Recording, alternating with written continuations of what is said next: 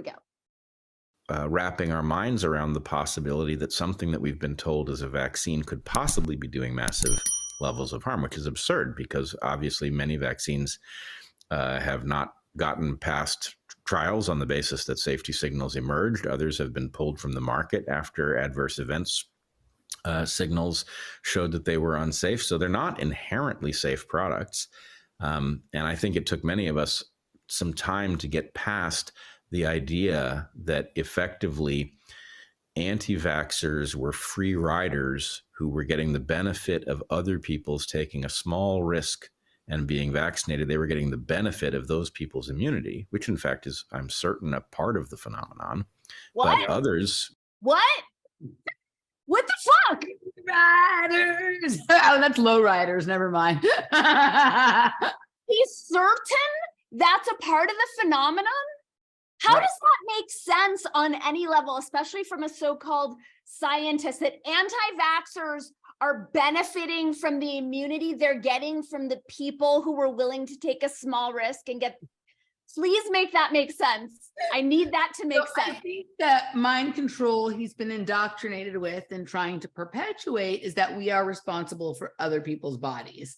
But right. So I think that this is the idea behind the like herd immunity, right? Is that the reason that we have so much less like disease and death at young ages now is because of the introduction of the technology of lollipops, that all the people, so most people in society have either had the thing or had the lollipop that is for the thing, and that is the reason that things are eradicated, right? Like that's, but then also this idea of like we are,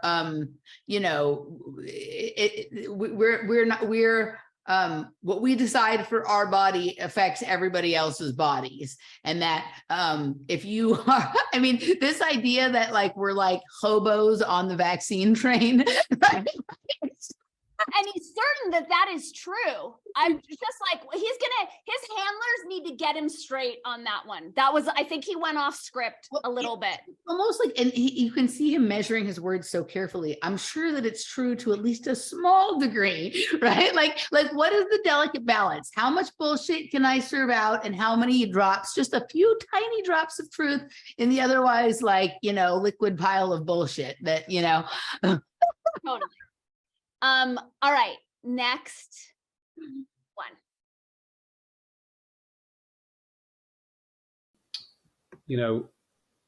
What I would say certainly is that many people at the beginning, Brett, I would say didn't take the vaccine for irrational reasons. I love this one. And the people who are now deciding they don't want boosters or whatever else, so many of them are not taking it for rational reasons. Because some of those original thoughts around the vaccine, okay, we don't know the long-term effects, but then we don't know the long-term effects of many things, right, at the beginning. We didn't really have very strong data at the very beginning on the harm, certainly not high-quality data. So a lot of that was maybe intuition. It could be people were buying into things that really are quite ridiculous, I think, such as it's part of a depopulation agenda. There are microchips in the vaccine. Many of the people who didn't take it were taking it. Why is that irrational? What research has he done? Well, I mean, this is right. So the honest comeback would be, even if it's untrue, it's reasonable for people to think that because the company that is making the lollipops also has patents for medications that have Bluetooth thingies in them, right? That would be one response. The other response would be why, even if it were untrue, which I'm not saying, right, that the major pusher of this is also a proponent of tracking and tracing everything people do and measuring how much carbon and how much water and how many showers and how many shits and blah, blah, blah, blah, blah, right? So like, just to say, well, whether it's true or not, it is kind of weird that this company also has this, or, this person who wants everyone to eat a lollipop also wants everybody to eat bugs and shit. So, right? Like, And I love that they're arbiters of rational and irrational. Like we're the people who didn't take it, didn't die to it or have the issues that you're having, and I'm sorry your family is having, but you're still from that vantage point going to judge everyone who knew what you didn't know as irrational. Right. Well, and that's the idea. It became rational when he came into agreement with it, right? Correct. So there was a time when the things that he now says are rational. Hey, superstars, thank you so much for sharing your sacred attention with me. If you are receiving any value whatsoever from my videos, I am encouraging you to give back, to pay it forward by supporting me on my Patreon community, on my locals community, on both. Your support allows me to keep on keeping on and to keep making content like this. It used to be much easier back in the days of a free press, but now given all of the censorship and the shadow banning, it really is challenging for content creators to continue to put out so much work. I'll just speak for myself. I'm excited for it to be easier for me to continue to put out more content. And the primary way that it can be easier is by you supporting me financially by way of my Patreon and or my locals, where for as little as $5 a month, you get to be my hero and receive oodles of bonus content, and we both get to win. Okay, thank you so much for your support, for your attention, and for being omniscopic amazingness. He thought were irrational because earlier in the conversation, he recounts a conversation he had with a friend of his who was like some kind of documentary filmmaker. Do you remember this part of the conversation? And she had sent him some links saying that I'm considering not taking it because of this and this and this. And he said, oh, that's like that anti-lollipop propaganda or whatever. And I don't know if he ever said that he convinced she finally decided to take it or whatnot, but that was like earlier on before he had his come to Jesus sort of moment or whatever. But the thing that moved it from being irrational to being rational was him coming into agreement with it. And this is exactly the kind of error. So this was his most arrogant moment, right? Like Brett has arrogant moments every 7 to 17 seconds, but Correct.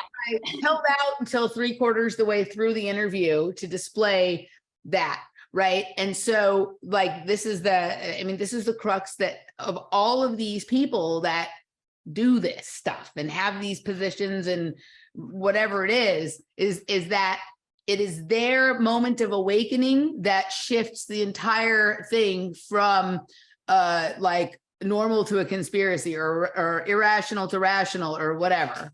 But what's stunning is the arrogance of that they still have the audacity to maintain their superiority. Right. Even while saying they were wrong and everyone else who got it right is still beneath them. Right. And where is the question about, well, did you go back to your friend who sent you the thing that you once called anti-vax propaganda or anti-lollipop propaganda and say, you know what, can I see those articles again?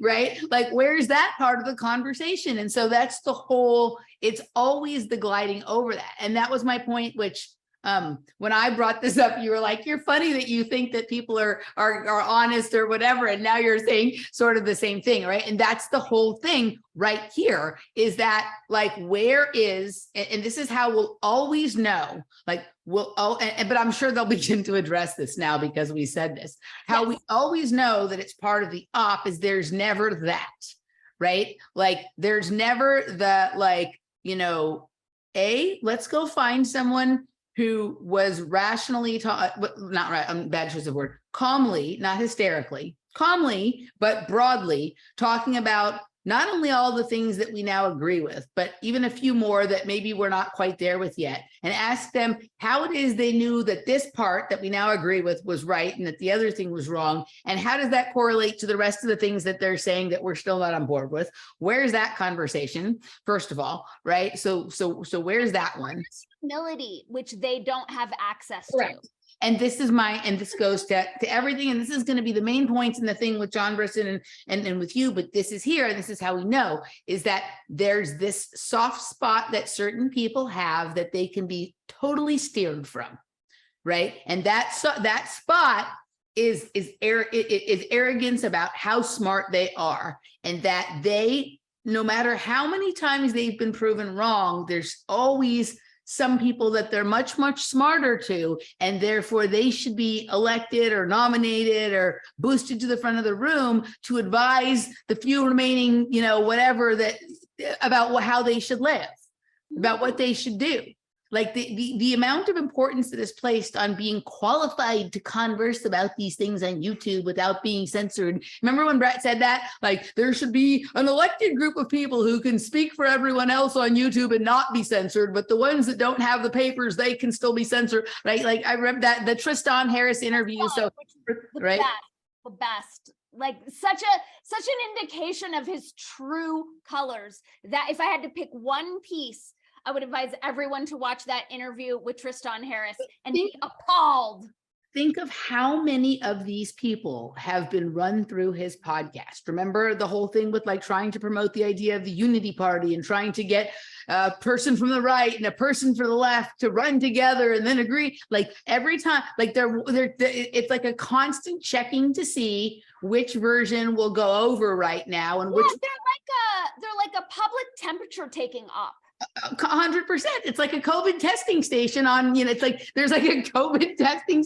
There's this COVID testing station on Balboa between Victory and Burbank.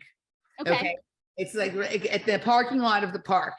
And there's like never anyone there. And it's still there 2.5 years later. The only time I ever saw a line of cars was also the news cameras were there. So obviously the camera, like, it was like a filming